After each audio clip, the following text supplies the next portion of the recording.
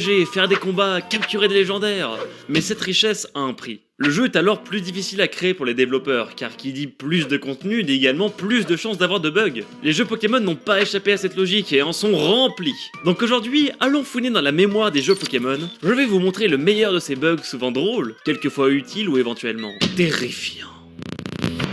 Les Pokémon fabuleux. Parmi les Pokémon légendaires, il y a une petite catégorie que l'on ne peut normalement pas capturer en jeu. On les appelle les Pokémon fabuleux et comprennent par exemple Mew, Celebi, Arceus ou encore Genesect. En général, le seul moyen de les avoir est de les récupérer lors d'événements comme des conventions, mais pour Mew, c'était pas du tout le cas à l'époque. Alors on pleurait, seul, dans son coin, en voyant ceux qu'il avait eu en trichant se la péter devant tout le monde. Mais il existait une solution. Alors non, il ne fallait pas le chercher derrière ce camion, il fallait faire bugger le jeu. Des méthodes, il y en a plusieurs, mais parlons d'une présente sur une cartouche française nommée le bug du croupier.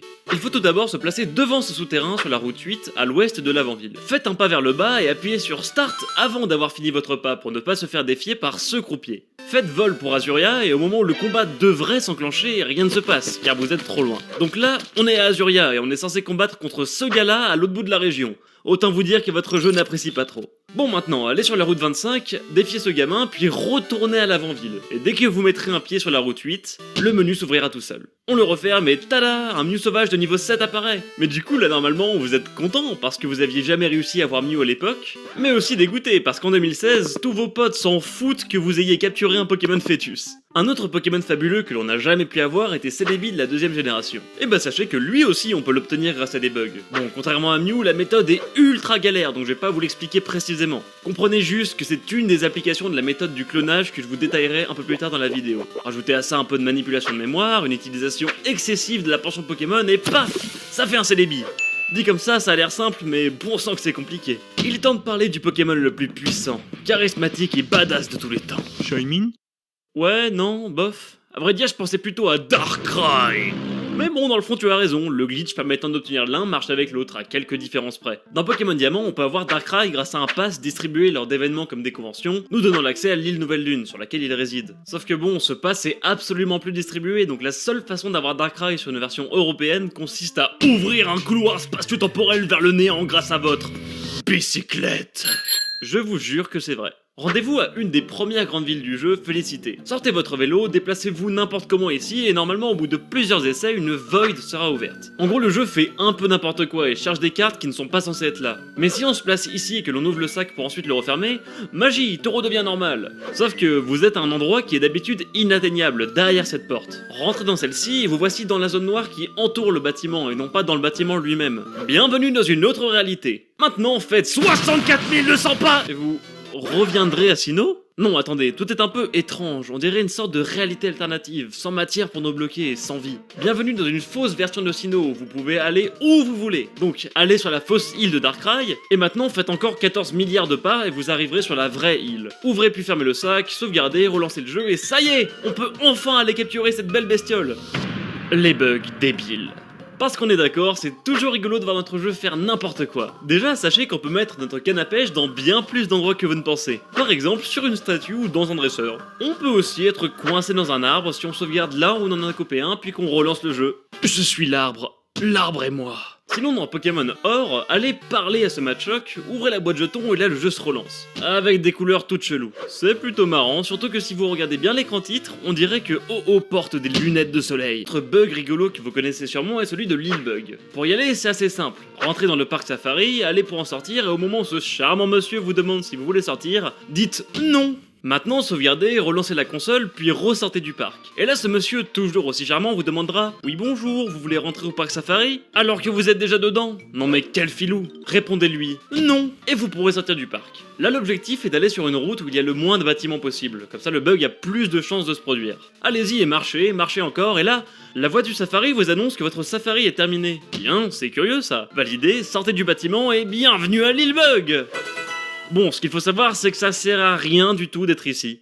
Mais bon, c'est rigolo. Il existe une variante vraiment cool de l'Healbug vous permettant de traverser les murs. Refaites la même manip que tout à l'heure mais avec un seul Pokémon, ayant au moins 150 PV et empoisonné. Une fois que vous sortez de la cabane du safari, vous devez faire 500 pas pour que la voix vous dise de rentrer. Mais cette fois-ci, faites-les devant le centre Pokémon de Parmanie et faites votre 500ème pas en passant par-dessus la bordure. Et là, quand vous serez ramené dans la cabane du safari, vous serez capable de voler car le jeu croit que vous êtes encore au-dessus de la bordure. Maintenant, marchez, sans sortir de la cabane sinon la console va planter, et attendez que votre Pokémon meurt du poison. Oui, servez à ça. Une fois fait, vous voilà devant le dernier centre Pokémon visité avec la capacité de traverser les murs. Et ça, c'est trop marrant.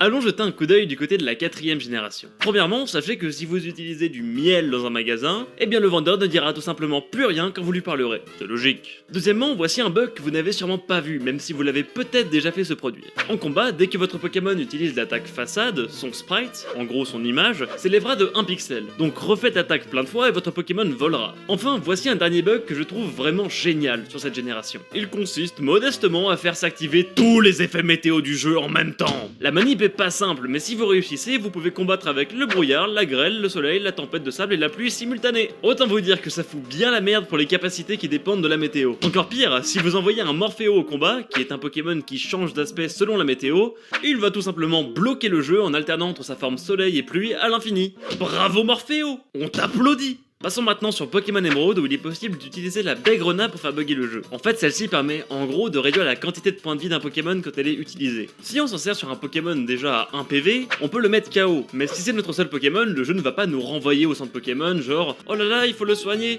Non non, vous pouvez vous balader avec dans Hoenn, ce qui est normalement impossible. Pas mal d'autres applications de ce bug existent. Si en plus de notre Pokémon KO on se traballe avec un œuf, on peut engager un combat avec un œuf. Enfin plutôt le Pokémon dans l'œuf, avec les couleurs de celui-ci. On peut donc faire évoluer son Pokémon avant même qu'il éclose et obtenir par exemple un Tyrannosif de niveau 5. LOL. La 5ème génération n'est pas en reste. On peut se mettre dans un dresseur si on lui fonce dessus en surfant. Ah oui, autre truc vraiment très rigolo et surtout ultra facile à faire, allez dans la tour céleste au 2ème étage et appuyez sur B. Plusieurs fois. Oh mon dieu! Les bugs gênants. Autant les bugs montrés avant étaient cool, autant ceux-là sont juste pénibles pour le joueur. Je ne parlerai pas des bugs qui font planter le jeu, voire même suppriment la sauvegarde, mais plutôt de bugs comme celui des légendaires mouvants de la 3ème génération. En fait, certains Pokémon légendaires sont dits mouvants, c'est-à-dire qu'ils ne sont pas à un endroit précis de la carte, mais se déplacent de route en route. Déjà qu'ils sont assez galères à choper, vous aurez le malheur de voir que leurs statistiques en attaque, vitesse et défense sont tout simplement nuls à chier. En fait, chaque statistique de Pokémon dépend entre autres de ce qui s'appelle les IV, qui vont de 0, pire valeur, à 31, meilleure valeur. Ceux-ci sont en gros les aptitudes naturelles de nos Pokémon et ne sont pas modifiables. Sauf que, à cause de ce bug, vos Pokémon auront au maximum 7 IV en attaque, et 0 dans toutes les autres valeurs excepté les PV. Autant vous dire qu'ils deviennent vraiment inutilisables en stratégie Pokémon. Pas vrai Fildong? Tout à fait mon cher. Toujours dans la 3ème génération, il existe un bug qui peut venir soit de manière aléatoire, soit lorsque la pile présente dans les cartouches est épuisée. Il s'appelle le bug de l'horloge. Alors lui, il empêche tout simplement les événements relatifs au temps se produire dans le jeu. Ça a l'air de rien, mais croyez-moi, ça pourrit complètement votre aventure.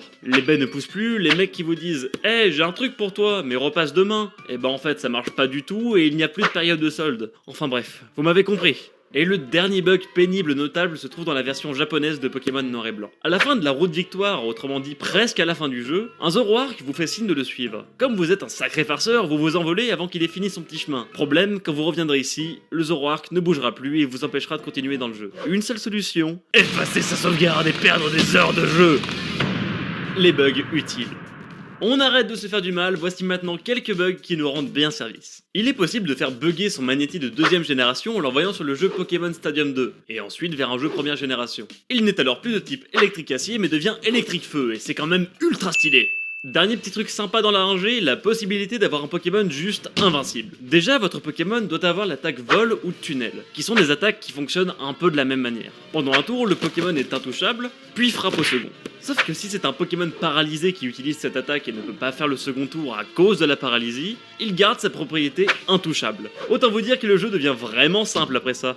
Ah oui, voici un bug que j'avais évoqué en début de vidéo par rapport à la capture de Celebi. C'est le bug du clonage, qui est juste ultra utile et pourtant très simple à faire. Il existe sur toutes les générations, excepté la 5ème, mais je ne vous parlerai que de la méthode pour le faire en première génération. Il faut avoir deux consoles et deux jeux reliés avec le câble Link. Un des joueurs échangera le Pokémon à cloner et l'autre un Pokémon OSEF qui est voué à disparaître. Lorsque la console du joueur possédant le Pokémon que l'on veut cloner affiche un écran blanc juste après, un moment, éteignez-la. Et bim, le Pokémon est maintenant sur les deux consoles. J'adore le clonage, on peut faire plein de trucs avec. Par exemple, on peut commencer l'aventure avec Kaiminus, Hérissandre et Germignon en deuxième génération. Je vous explique, on a une partie avec Hérissandre en tant que starter. On relance une nouvelle partie, on fait le début long et chiant du jeu, puis après on se rend dans le centre Pokémon de la première ville pour y déposer au PC Kaiminus. On sauvegarde et on éteint la console quand le message sauvegarde en cours ne pas éteindre s'affiche. Ça c'est la méthode du clonage en deuxième génération. Ensuite, lorsqu'on relance la console, on se retrouve dans notre ancienne partie avec Hérissandre, mais aussi avec un Kaiminus dans le PC. Si on fait pareil avec Germignon, on peut débuter la partie avec tous les starters. Voici maintenant le dernier bug utile, et pas des moindres, sachant qu'il peut vous permettre d'avoir des Pokémon de niveau 100 à l'état sauvage. Dans les premiers jeux Pokémon, allez parler à ce vieux et répondez non à sa question, si bien qu'il vous montrera comment capturer un Pokémon. Ensuite, volez à Cramoisil et utilisez Surf sur la rive droite. Sillonnez cette même rive et maintenant, différents Pokémon peuvent apparaître. Certains seront de niveau supérieur à 100 et sont capturables, mais redeviendront niveau 100 lorsqu'ils gagneront un niveau. Ce qu'il faut savoir, c'est que l'espèce de Pokémon qui va apparaître dépend de votre nom de dresseur. Par exemple, on peut faire apparaître un dresseur possédant des Pokémon tout buggés si on s'appelle comme ça. Mieux, si on s'appelle Askens, MDR c'est moi, on peut rencontrer le Pokémon bug le plus connu et sans doute terrifiant de tous, Missigno. Car oui, des fois les bugs, ça fait peur. Les bugs flippants. Parce que quand le jeu fait n'importe quoi, c'est parfois trop pour nos âmes sensibles. Dans Pokémon Noir et Blanc en version japonaise, lorsque vous serez en train de battre la reine de Méanville, un phénomène plutôt étrange se produit. En effet, cette femme reste sur les rails alors que ce wagon arrive. Elle reste jusqu'au bout.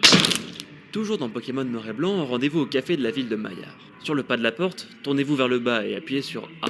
Une boîte de dialogue s'ouvre et vous dit « It looks like a cabinet full of Pokémon cuts ». Mais il n'y a rien ici, si ce n'est ce vide profond et noir comme de l'encre, là où nous regardons. Mais le pire reste à venir. Lancez Pokémon Vert et faites le début du jeu normalement.